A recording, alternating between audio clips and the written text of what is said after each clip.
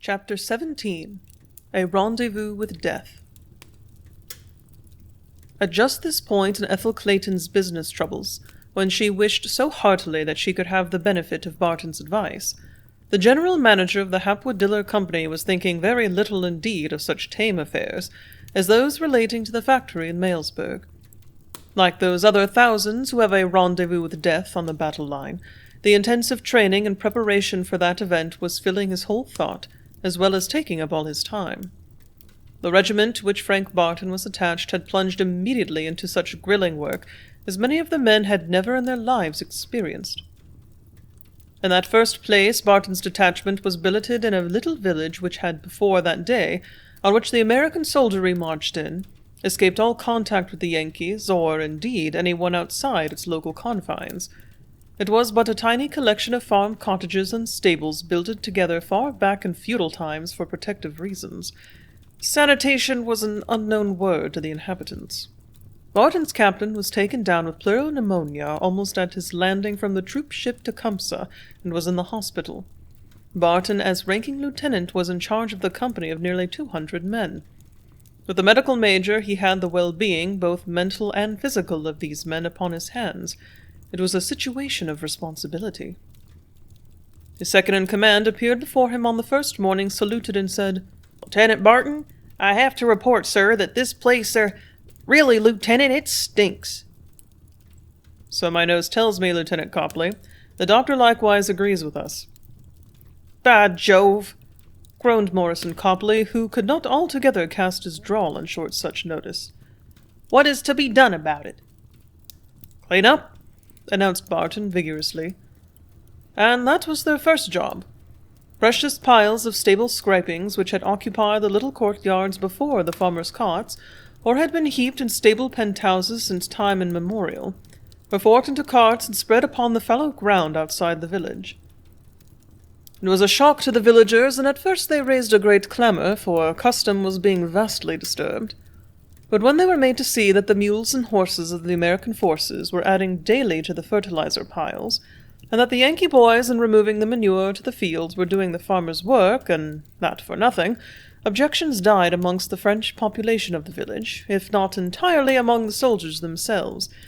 But they made that village clean and kept it clean. Once Frank Barton burst out laughing and had to retreat to his quarters to recover. The thought had struck him suddenly that if Madame Copley, the haughty, somewhat snobbish Madame Copley, could see her son bossing a gang forking over steaming manure piles, she would probably swoon. It was rather startling, too, when one considered what a metamorphosis had come over Maury Copley. Even his voice had changed. Its shrillness had been modified, and when he gave an order now, it was with the snap of a whiplash in his tone. Maury was diplomatic, too. In the cleaning up of the village, this ranked high, for he managed such French as he possessed most adroitly, and made the peasants who first thought they were being robbed agree with him that it might be a good thing, once in 100 years, to scrape the manure platforms, and even the cobbled village street right down to the bone.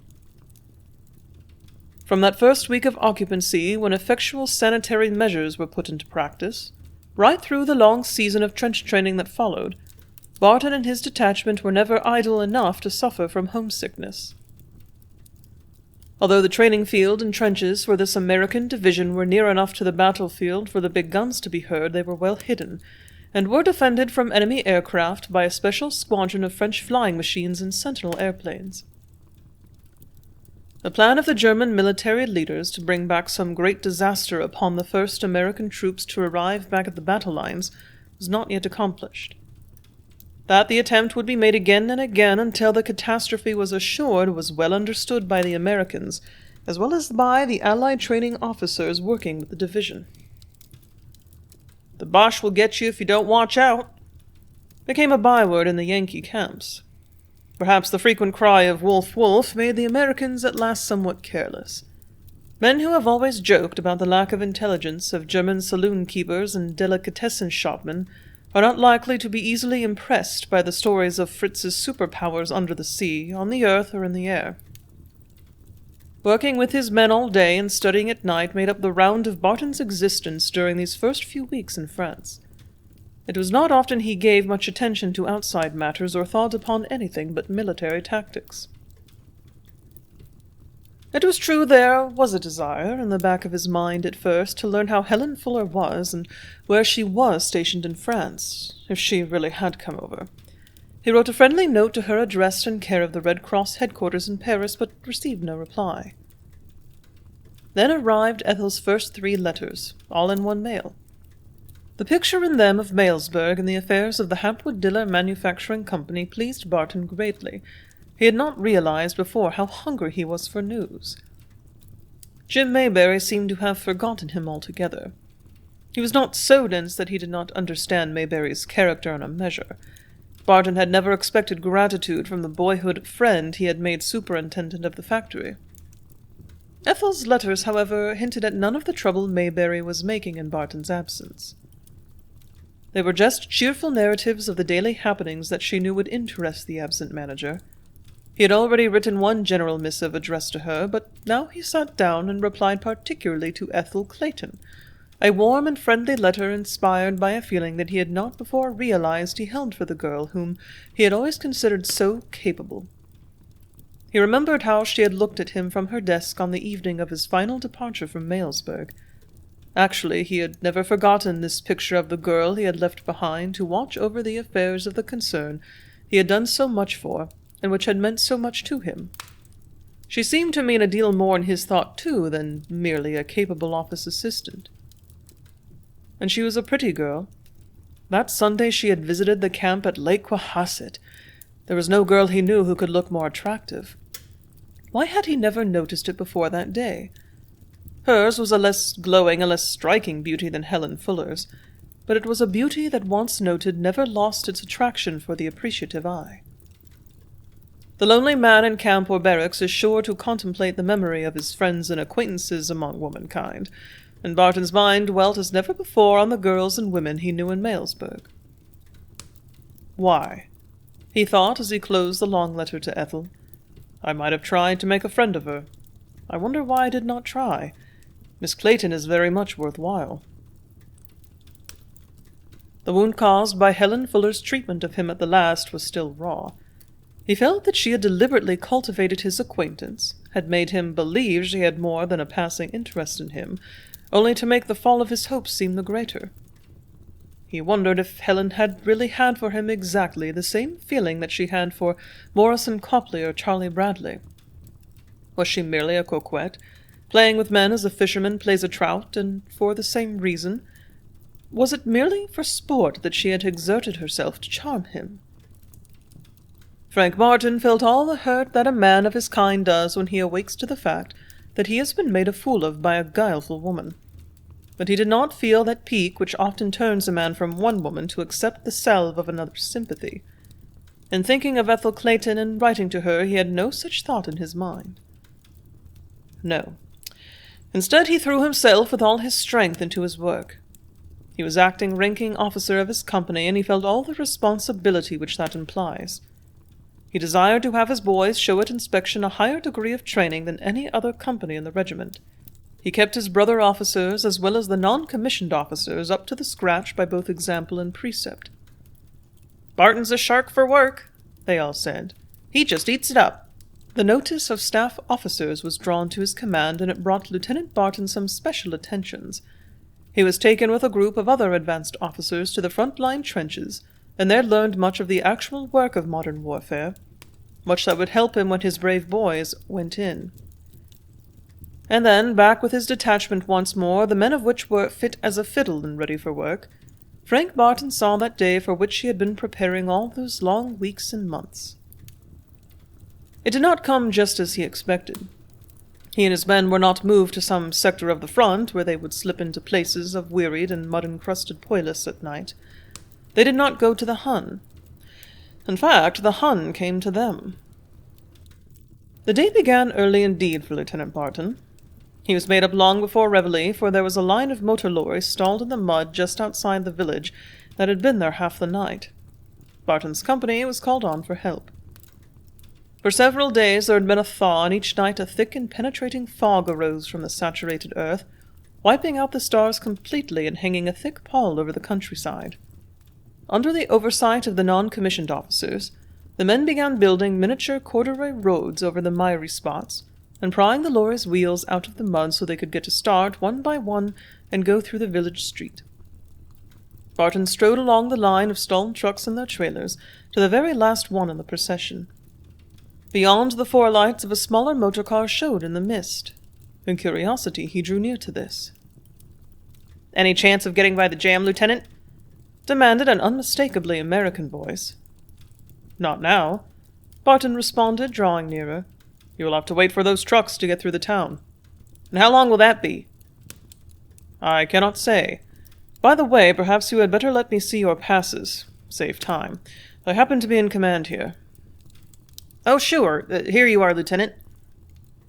The driver of the car stepped out, pulling several papers from an inner pocket as he did so. Barton flashed the spotlight of his torch on them. At the same moment, a clear and well-remembered voice spoke from the tonneau. "Why, it's Frank Barton! How very odd!" "Miss Fuller! Helen!" ejaculated the officer in equal amazement.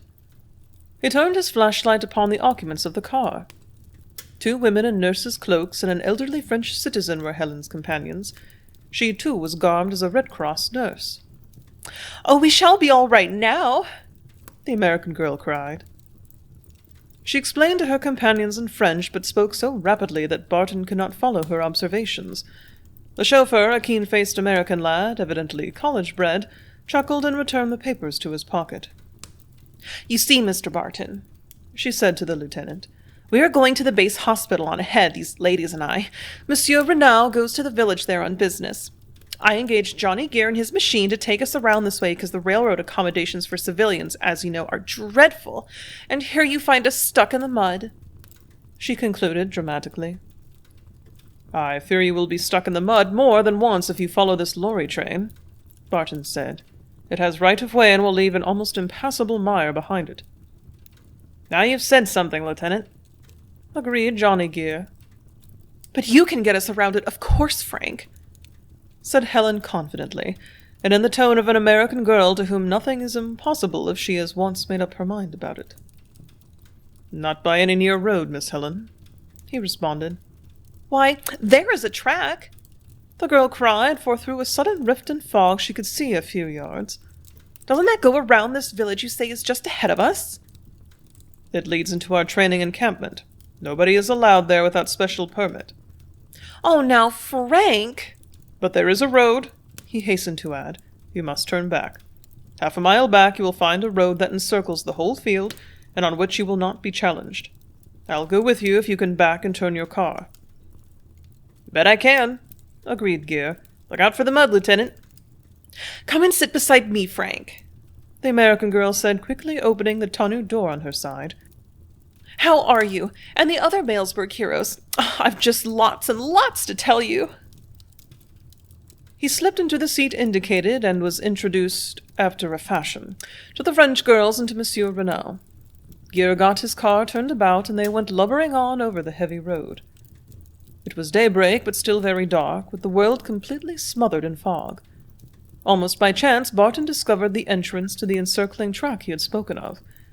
It was a 20-mile trip around the training field, but if he continued with them, he was sure the party would make it all right. "And you must see that we get through, Frank," Helen Fuller urged. "Really, you know, we've got to get to our destination today." Barton smiled at her reassuringly. Her eyes were as bright as ever, her smile as alluring. He quite forgot how she had treated him at their last meeting in Mailsburg.